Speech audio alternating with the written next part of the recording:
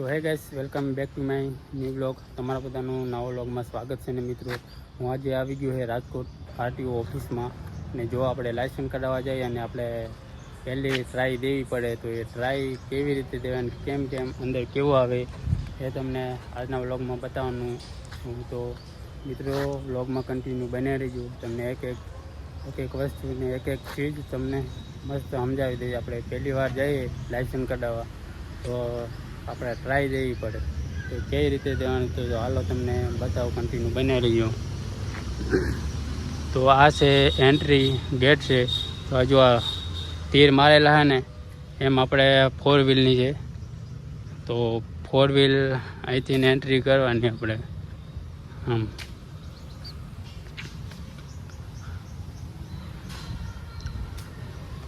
અહીંથી સીધી એન્ટ્રી કરી એટલે અહીંયા સ્ટોપ લખ્યું છે.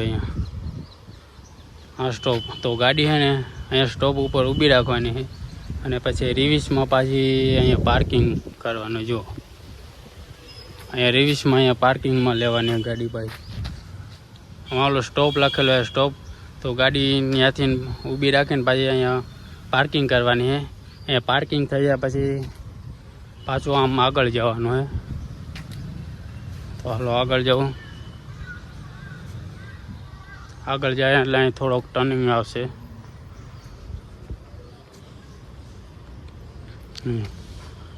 અહીં ટર્નિંગ આવ્યો એટલે અહીંથી થોડોક ઢાળ છે, તો આ આપણે ઢાળ ચડાવવાની રહે ગાડી. ત્યાંથી અહીં લગીને આવ્યા એટલે અહીંયા સ્ટોપ છે. તો જો અહીંયા સ્ટોપ છે, તો આ લીટો માર્યો ને અહીંયાથી આમ ઢાળમાં ગાડી છે ને ઊભી રાખવાની છે અહીંયા. તો અહીંયા સ્ટોપ છે. તો ત્યાંથી ગાડી આવે એટલે આ ઢાળમાં છે ને લીટો માર્યું, ત્યાં આપણે સ્ટોપ કરવાની છે, ત્યાં ઊભી રાખવાની. પછી 5 કે 10 સેકન્ડને આપણને ટાઈમ આપે ત્યાં ઊભી રાખવાની. એ ત્યાંથી પાછી સ્ટાર્ટ કરે એટલે ગાડી પાછી ન જ આવી જોઈએ. આ ઢાળમાંથી સીધી ઉપર જ આવી જોઈએ. તો સીધી આપણે ડાળીઓ ચડવાનો છે. આ ડાળીઓ ચડ્યા પછી છે ને, જો અહીંયા ઉતરવાનો છે. આ ડાળીઓ ઉતરવાનો છે, જો હે ને અહીંયા ડાળીઓ આપણે ઉતરીએ એટલે પછી છે ને અહીંયા થોડીક ટર્નિંગ આવશે. તો આ ટર્નિંગમાં આપણે લેવાનું છે. અહીંયા આમ થાન ગોળ રાઉન્ડ લેવાનો છે.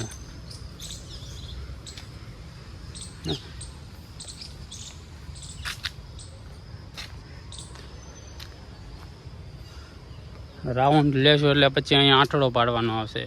જો આપણે ત્યાંથી ને સીધા તીર મારેલું છે, એરો બતાવે છે. તો સીધું આમથી હજુ આંટડો જોઈ લો તમે, હે ને. તો આ આંટડો પાડવાનો હોય. આમથી ના આવ્યા એટલે પછી આપણે આમ જવાનું. જો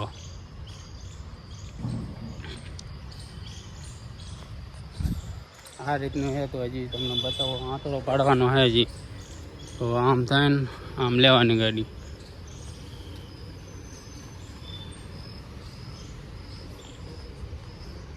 હે ને. તો જોઈ લો, અમારી પાછળ એ આંટડો છે. એ આવા રીતનો છે ને 4 વ્હીલનો આંટડો છે. બાકી 4 વ્હીલનું જે આપણે આવી છે લાયસન્સ કઢાવવા, તો આ રીતનો આંટડો છે. તો આ રીતે આંટ પાડવો પડે. આમ થાય ને પછી આપણે આમ જવાનું રહે.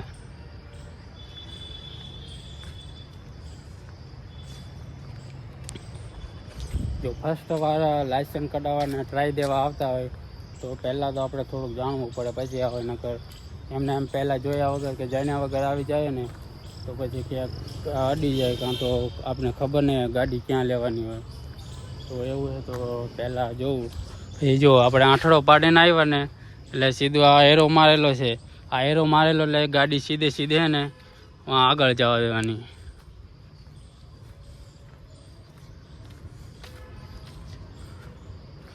અહીંયા ઊભી રાખવાની આ ગાડી.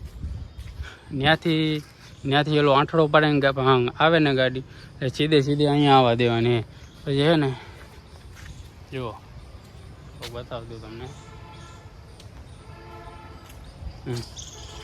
જુઓ પેલો આંઠડો પાડ્યો હોય, આપણે આંઠડો પાડીને આવ્યા એટલે સીધે છે ને ગાડી અહીંયા સ્ટોપ કરવાની છે. જો આ લખેલું છે અહીંયા સ્ટોપ કરવાની.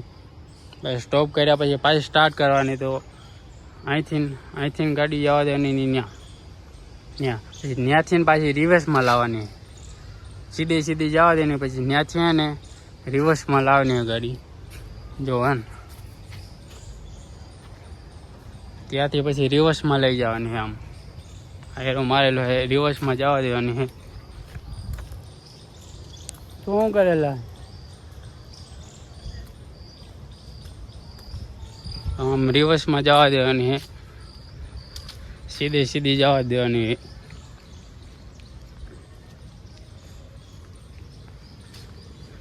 જો ત્યાંથી ગાડી રિવર્સમાં લાવવાની હે, વાં તમને બતાવી દઉં. ત્યાંથી રિવર્સમાં લાવવાની તો આમ થાય ને સીધી રિવર્સમાં ત્યાં જવા દેવાની. ત્યાં જવા દે ને પછી જો આ ગેટ આવી ગયો મેન હે ને. તો ત્યાંથી સીધી આવવા દેવાની ગાડી. ત્યાંથી આમ રિવર્સમાં લેવાની, ત્યાં ઊભી રાખવાની, સ્ટોપ કરવાની. ત્યાં સ્ટોપ થઈ ગઈ પછી હે ને સીધી આમ અંદર બહાર કાઢી લેવાની. તો આટલું 4 વ્હીલ માટે છે. તો 4 વ્હીલ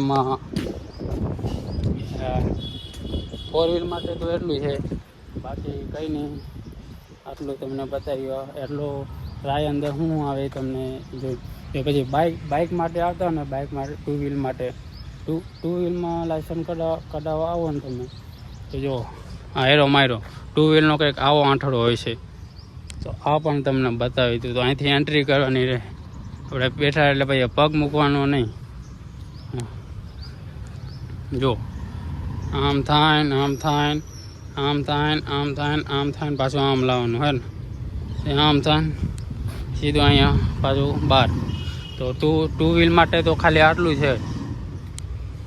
હાલીને બતાવી દઉં.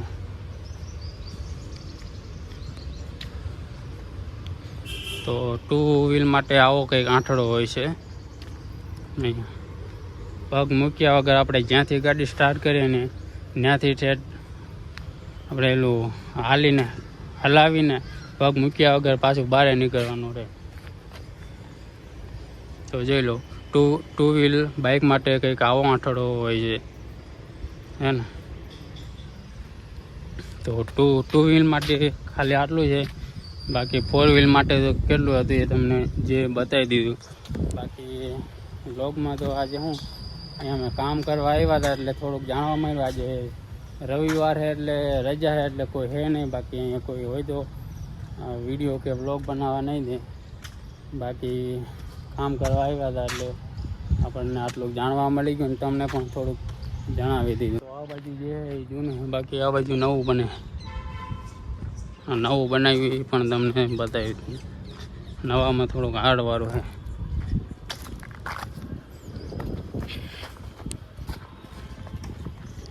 આ બાજુ કામ ચાલુ છે હજી. પેલા ડાળિયા કરતાં આ ડાળિયો હોય ને થોડોક વધારે ઊંચો હોય, ઓલો થોડોક નીચો હતો.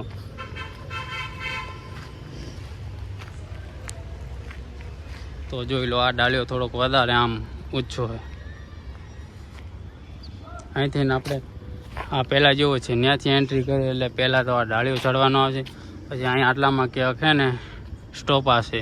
એટલે સ્ટોપ અહીંયા સુધી ગાડી લાવે ને પછી ઊભું રાખવાનું આવે. આ ડાળીઓ ચડ્યા પછી હે ને અહીં ઉતરવાનું જ આવે.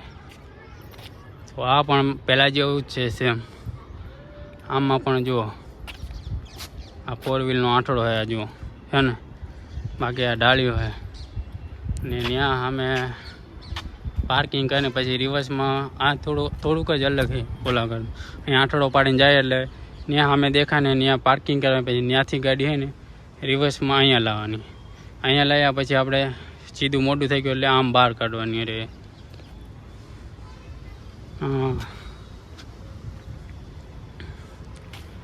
ત્યાંથી એટલે હવે પાર્કિંગ કરવાનું ત્યાં રહે. જો પેલું પાર્કિંગ છે ને પછી આમ થાય ઓલો ઊભું હોય ત્યાં પછી બહાર નીકળી જવાય.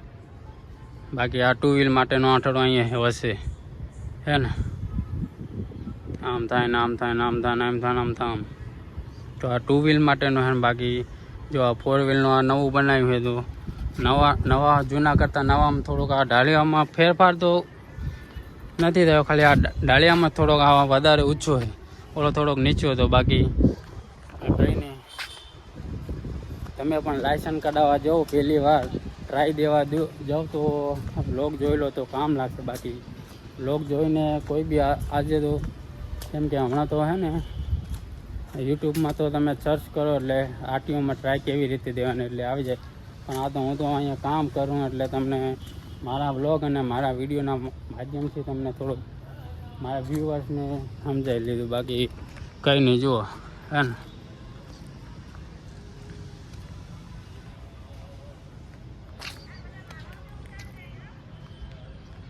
બાકી જો હે ને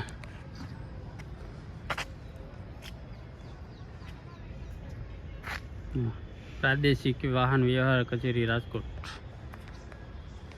ગાડીઓ તો જો અહીંયા હડે.